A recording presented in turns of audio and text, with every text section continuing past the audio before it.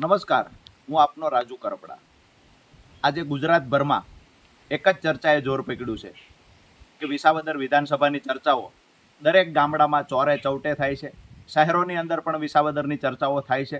કારણ એક જ છે કે ગુજરાતનો નવયુવાન, ખેડૂતોનો દીકરો અને મહિલાઓ માટે અવાજ ઉઠાવનાર, વિદ્યાર્થીઓના પેપર ફૂટે ત્યારે અવાજ ઉઠાવનાર, તમામ વર્ગના પીડિતો માટે બોલનાર વ્યક્તિ ખૂબ નાની ઉંમર હોવા છતાં આ સરકારની સામે ડર્યા વગર છાતી કાઢીને અવાજ ઉઠાવનાર વ્યક્તિ ગોપાલ ઇટાલિયા વિસાવદરથી લડે છે. એટલે આખા ગુજરાતમાં અને ખાસ કરીને ખેડૂતોની અંદર, પશુપાલકોની અંદર વિસાવદર વિધાનસભાની ચર્ચા થઈ રહી છે.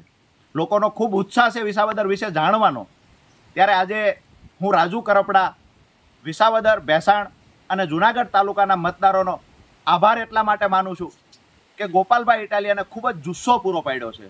ગોપાલભાઈ ઇટાલિયાને ખંભે બેસાડીને વિધાનસભા સુધી પહોંચાડવાની જવાબદારી વિસાવદર વિધાનસભાના મતદારોએ લીધી છે.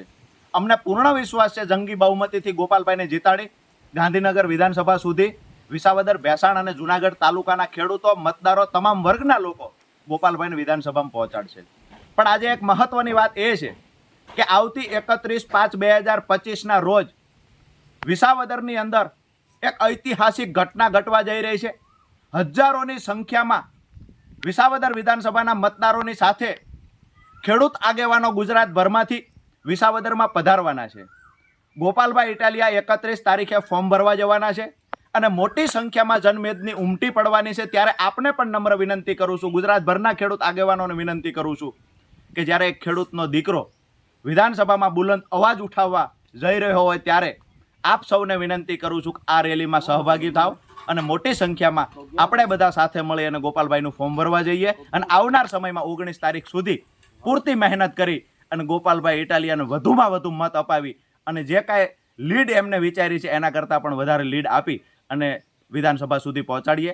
આવનાર સમય ખેડૂતોનો સમય આવશે, આવનાર સમય યુવાનોનો સમય આવશે, આવનાર સમય દરેક પીડિત વર્ગનો સમય આવશે જ્યારે ગોપાલ ઇટાલિયા વિધાનસભામાં પહોંચશે.